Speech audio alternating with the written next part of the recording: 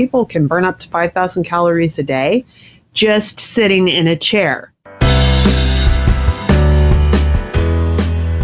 You are listening to the Alzheimer's Podcast with Mike Good of Togetherness, your number one resource for practical tips and insights, empowering you and your family to live well with Alzheimer's.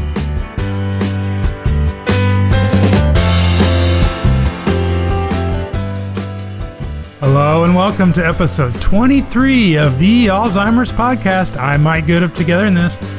Thank you for joining me for another podcast where my goal is always to empower you to maintain a positive experience, reduce and eliminate the need for medications, and make your time together with those you care for the best it can be. Today I'm joined by Christy Turner, the Dementia Sherpa, for another episode of Navigating Rough Terrain with the Dementia Sherpa. In case you're new, Christy joins me every other Tuesday for a discussion to help empower you to be successful as you care for someone living with dementia. She is a certified dementia practitioner, certified dementia care unit manager, and cognitive stimulation instructor. She has run award-winning memory care communities and assisted living and skilled nursing levels of care. Using her 16 years of experience in working with over 1,100 people living with dementia and their families, she's developed a system that helps families move from crisis management to confidence. Be sure to check out the first two episodes of this series, both of which are part of our current holiday theme. They're episodes 19 and 21 of the Alzheimer's Podcast. Today, Christy and I are going to discuss mealtime tips and tricks for a happy Thanksgiving. Hello, Christy, and welcome to the show. Hello, happy to be back. It seems like I was just talking to you recently. Right? Time goes by so fast. I'm so excited to have you back for this series, and I think our first two episodes have been a great hit. I think so too. I'm really excited that we're able to put out so much useful information for people. It's wonderful, especially during this holiday season where things are so challenging. So Christy, as I say in my article, Mealtime Importance in Alzheimer's and Dementia Care, mealtime is typically a fun and impressionable activity where many loving memories are formed, especially around the holidays. However, I think this is an opportunity that's so often missed by families because they aren't sure how to include a loved one who's living with dementia, or they try, but they just get it wrong.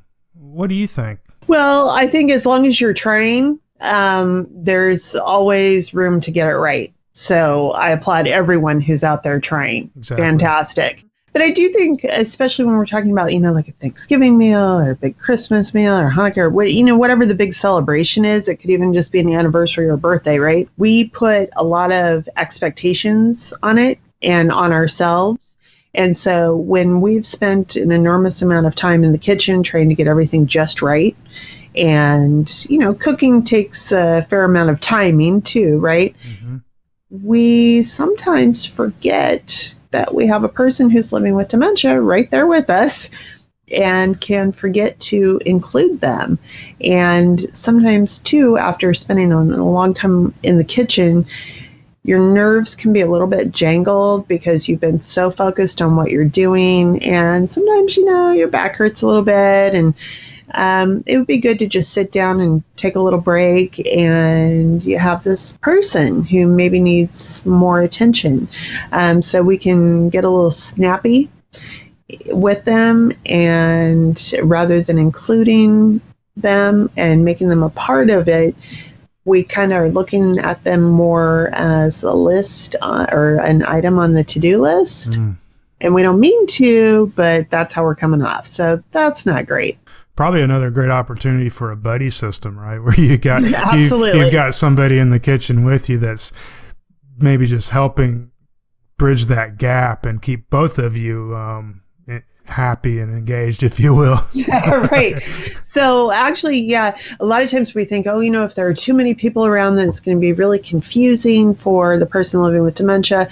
But this is one of those situations where the more the merrier, probably. If you're like one of those cooks who gets in the kitchen and is just really down to business, then please have other people in the house that can be spending time with your person and making sure they're having a good time and that their needs are met.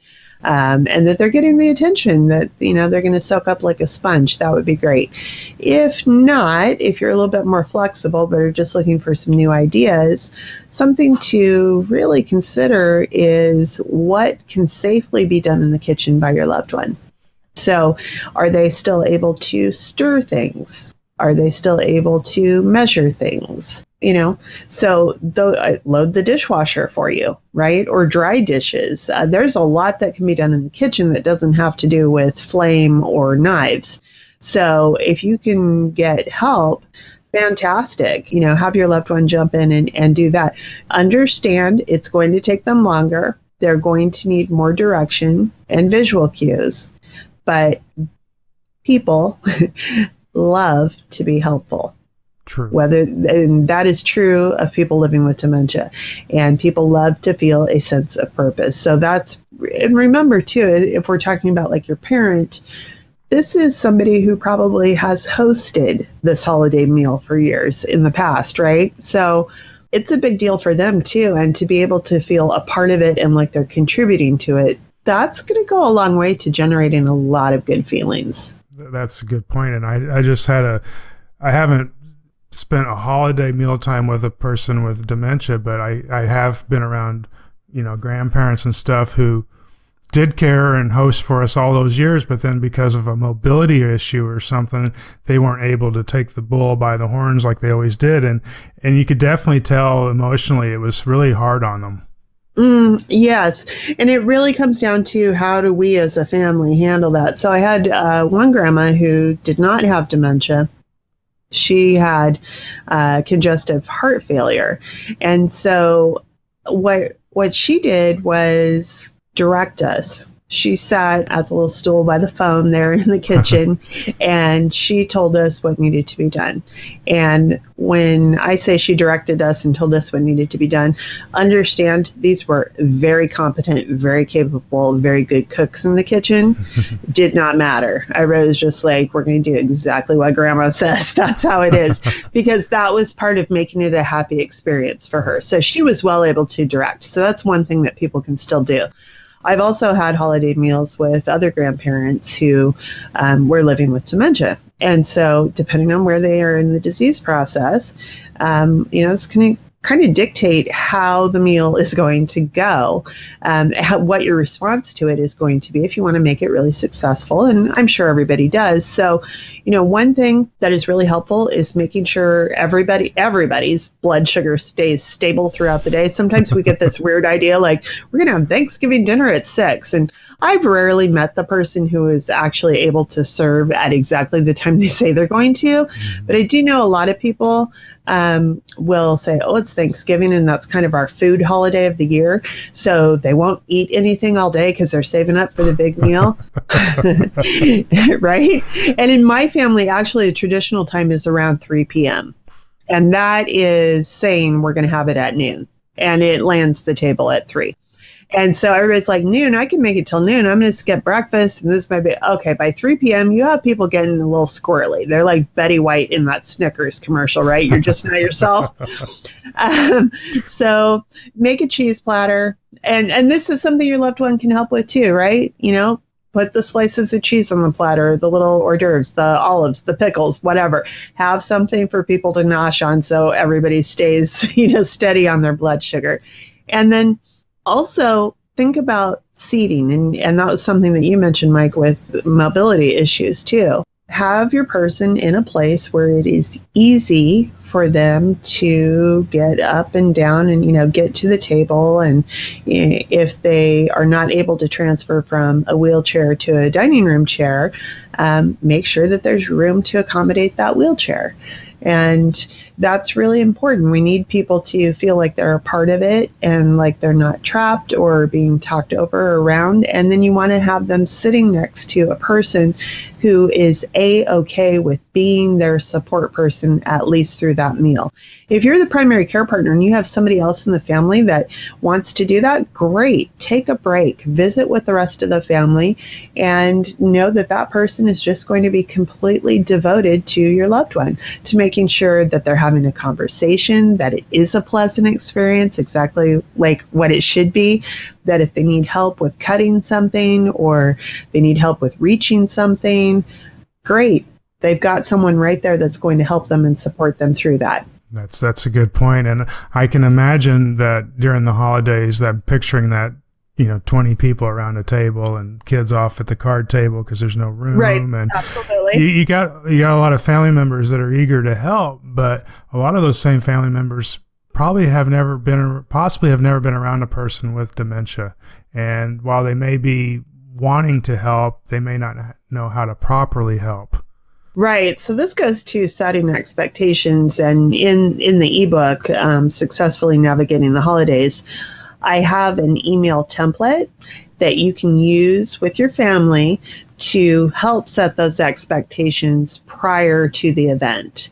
And so it lays it out. It's an actual email, lays it out, and gives you the reasoning behind each of the points that are made in the email. So you can take that language and change it and still follow those same principles, where you set the tone for what's about to happen and how things are different from the last time Cousin Joe saw Grandpa. And spell out for people what exactly you need from them and how it's going to be. I think those email scripts are really awesome and invaluable. And I love there's one where you said something like, I hear what you're saying, but we're going to do what Christy says. Right. I think that's again, we'll put a link in the show notes for everybody to download that guide and help you make your holidays better. We're talking about, I'm picturing the big meal, but there's so many other mealtime opportunities around Thanksgiving and the holidays, right? I mean, there's always leftovers. There's the smell of pumpkin in the air. There's all these other times that we can take advantage of and create memorable, loving memories too. Right. And that takes a lot of pressure off of us when we shift the focus from this one meal has to be perfect, this one experience, this one day has to be perfect, and realize that, life happens every day. Okay. And your loved one may know it's Thanksgiving or they may not. Right? They may be aware of that on the calendar or not. You can do this any day you want to do it. You can do the celebration how you want to do it. And that's one of the things I think it's so important for family care partners to remember, recognize, honor, respect yourself. Please respect yourself. You are living in the midst of this diagnosis too. You don't have the diagnosis, but you're living with it. So as the primary care partner, what's easy for you? What works for you? How can your family support you? Right. And if that means everybody else in the family goes over to Aunt Sue's and you and your mom stay home, fine. That's fine. And then you do a little, the four of you have a little something the next day. That's totally fine. You get to decide, you get to create an environment the way that you need it to be for you and for your person who's living with dementia. You don't need more stress in your life. You're already dealing with a dementia diagnosis. That's true. And Christy, there's so many different aspects of the meal, right? There's stuff that can be prepared a day or two ahead of time, and so then you have those opportunities to enjoy that time with your loved one and also reduce the pressure that you would normally have on the big day. Absolutely. And, another fun thing to do that I think sometimes gets overlooked, but I love to do this, is look at recipes online. And, if I see something that I think looks really good, I'll ask my husband, hey, what do you think about XYZ? And, the answer is always the same. I'm being social for my own benefit. He's always like, sure, that sounds great. But you can do that with your loved one. A lot of these recipes at like recipe.com, they have beautiful pictures, and a lot of them have videos on how to prepare the dish. So, and allrecipes.com is another one. So you can see immediately like what all is going to be involved, how long it's going to take, and decide if it's something you want to take on or not. But you can look at those pictures too with your loved one and describe the dish to them. And does that sound like something fun? Or this kind of sounds like that pecan pie that you always made, Mom. You know, you can reminisce, you can just generate a lot of good feelings and have involvement that way too. A lot of times we just really think it's narrowed down to the kitchen and then the table. But it's a whole process. That's true. And, you know, you're talking about in the kitchen having them do what they can do safely. But, and as kind of mentioned with the grandma you mentioned, just having her in the room and being involved and maybe talking about, you know, reminiscing about past Thanksgivings or their childhood. Exactly. And then another one, and this is something that a lot of times will make people uncomfortable. So this is where that email template would really come in handy to notify the rest of the family prior. My grandma Anna, who had Alzheimer's disease for 19 years, she got to a point in the disease process where she did not speak in a way that it was easy for other people to understand. So she would string words together that rhymed, but did not make coherent sense as far as a communication vehicle, right? Okay. And that was just where she was in the disease process. Now, my dad and I rolled with it. Just, you know, my dad was really funny because he was like this with little kids. He was like with people with Alzheimer's. It didn't matter to him. He talked to everyone the same. So, you know, he just talked how he talked. Like, well, this looks like it's going to be a really good meal. I like how this smells. Do you like it? You know, so he's just having a conversation like everything's cool and groovy. And she loved that. Mm-hmm. You know, she loved him. She liked sitting near him because he just, you know, made an effort, made eye contact with her, talked to her through the meal. She could, you know, go on a 5-minute rhyme spree with me and I'd be like, great. You know, and I'd just be hanging right in there with her and, you know, enjoying it, laughing, having a good time with her. So the point there is it's about the energy that you're bringing, right? And energy is really contagious. So people who don't know any better would probably take a situation like that where someone is rhyming or not making statements that make sense to them and would say something like, I don't know what you're talking about, or ignore them because they don't know what to do. And so one of my best tips is just hang in there with them. Look for the emotion behind the words, because when somebody is at that point where they're not able to verbally express, they're trying to say they're going to act it out for you, or they're going to, you know, say the words that they do have in some way. But the point is this. They're trying to communicate with you. They think you're important enough to communicate with. So just mirror that back. You're important to me too. I love you. I'm glad we're together. Whether you say that out loud or it's just the energy that you're putting out there, enjoy that, because, you know, there comes a time when you don't get that anymore. Mm-hmm. You don't get the luxury of reaching over and squeezing your grandma's hand because she's gone.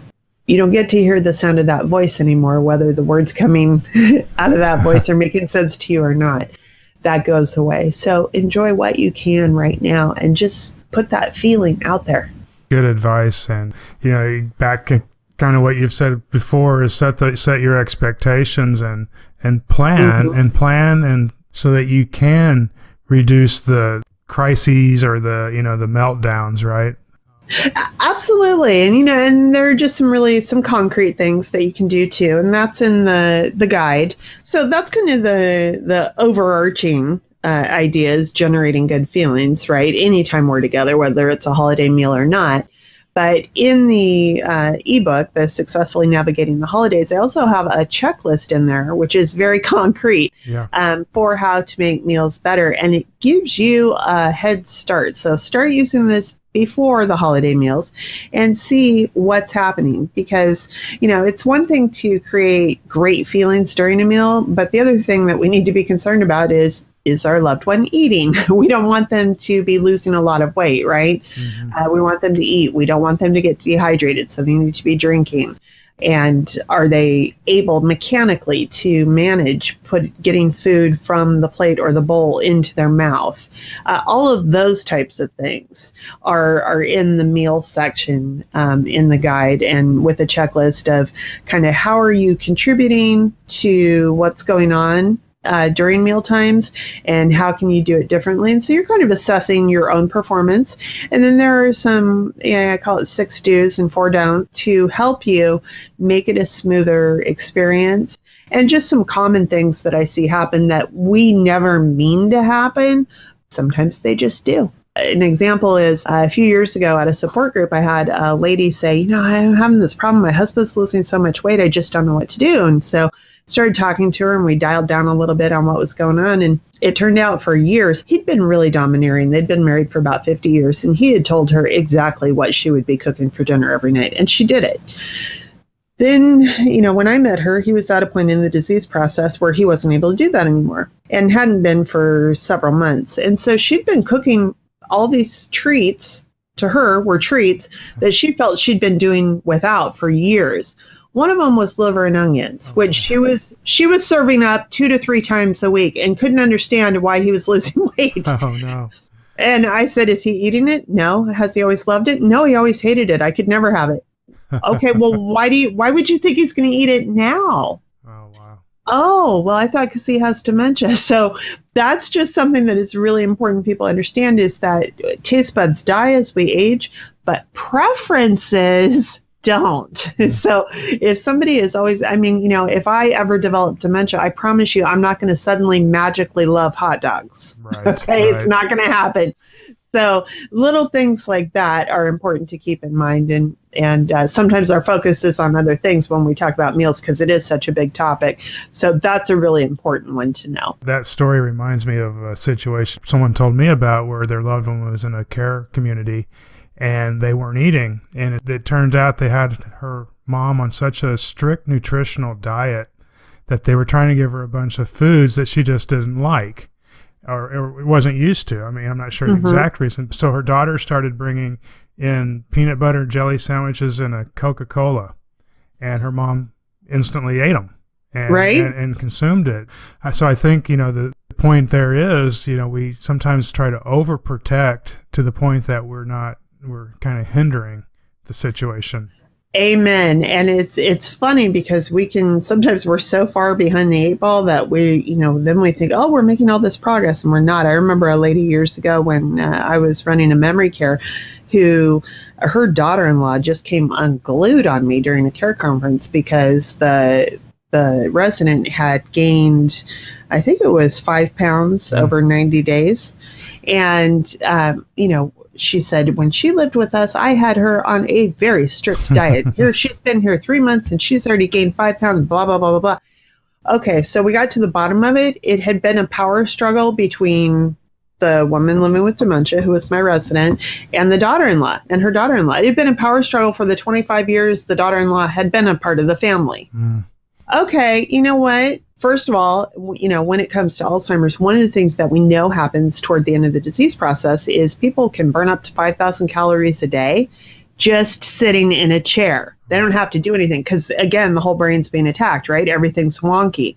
So think about somebody who sits in a chair and burns 5,000 calories. Yeah, wow. Do they need a whole lot of calories? They do. So, one of the things is a lot of times we try and make sure people have some extra padding headed down the home stretch so that when they do start burning through calories at that rate, they still have some padding, because people are still mobile typically.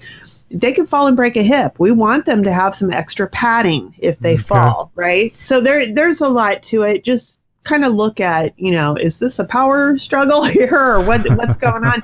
And you know what? You can have the best nutritional plan in the world. If the person is not interested in the food you're serving them, it's completely worthless. It needs to be something that rings their bell. Food is one of the last pleasures people have. It's also one of the last ways that they exert control. And I have seen this numerous times where a person living with dementia will turn their head, they will clench their lips shut, they're done. And so we have to figure out, is it that they don't like the food, it's the wrong time of day, or they're done, meaning they're ready. So that's probably a topic for a different day, Sure. diving into that. But food is really important, and we need to take a look at kind of our part in it too, and what we're doing to support the person. So if mom or dad wants an extra piece of pumpkin pie and their sugar levels allow that, or they want a cheeseburger instead of turkey, let them do it. Yeah, I definitely am not advocating putting anybody into a diabetic coma. Do not get me wrong. Right. But short of that, yes. We're talking about somebody who already has a diagnosis of dementia. Why can't they have a damn cheeseburger? Exactly. Right? I mean, absolutely. And also, especially when we're talking about Thanksgiving, it's kind of universally known for its indulgent vibe, right? Everybody wears loose pants, so come on. An extra piece of pie, yes, go for it. Right, but don't. I just had a vision of. I just published an article recently how appearance matters, and you just want to make sure you also maintain your loved one's dignity too. Because I'm hearing about the baggy pants, and all of a sudden I pictured someone throwing a bib on their loved one, and I just think stuff like that should be avoided if possible. Oh yeah, that's definitely a separate issue entirely. So when I'm talking about loose pants, I'm talking about stretch pants. But that is a great article on Together in This on the site there. And what an amazing product. And I can't remember the woman's name, but she calls it a draperin, right? Yeah, exactly. And it is one of the cleverest things I think I have ever seen. I think this is an amazing product, and I know that had it existed when my mom was taking care of my grandma those last 5 years, my mom would have snapped those up. Very, very good product. Yeah. I love that. Well, I didn't mean to get us digressing there, but I just want to mention that we want to protect our loved ones' dignity and always, no matter the occasion. And yes. even if it is just around family, but it's very important. So Christy, as we wrap up this episode, do you have any last thoughts you'd like to share with our audience? I just think, remember that when it comes to holidays, you are doing or need to be doing as much to create a good experience for yourself as you do for your loved ones. So take both into consideration. Be kind to yourself. That makes you more able to express that to your loved one. And if you can have realistic expectations, bless you. That's something to aim for. But I know it doesn't always feel achievable, but it is possible. And just create the happy memories for you. That's good advice. And, as always, Christy, it's an honor and pleasure to have you join us and share your expertise with our listeners. That was just another great episode with a conversation on mealtime tips and tricks for a happy Thanksgiving with Christy Turner, the Dementia Sherpa. Thank you so much. I just love the opportunity to be able to talk about all things dementia. It's my passion in life. So thank you so much. You're very welcome. And to our listeners, please be sure to share this podcast with others so they too can have a happy holiday season. And don't forget to check the show notes out at togetherinthis.com/episode 23. Bye now. Bye-bye. You've been listening to The Alzheimer's Podcast with Mike Good of Together in This. For more information and to get the resources mentioned in this episode, visit togetherinthis.com/podcast.